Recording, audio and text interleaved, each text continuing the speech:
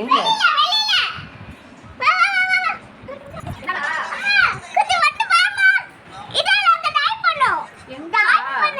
என்ன அது?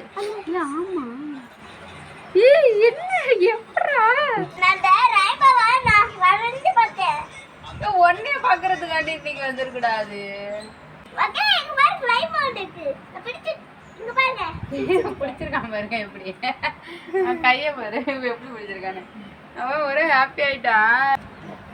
சொல்லு. ரெட் அப்புறம் ஆரஞ்சு அப்புறம் yellow அப்புறம் ப்ளூ அப்புறம் ரெயின்போ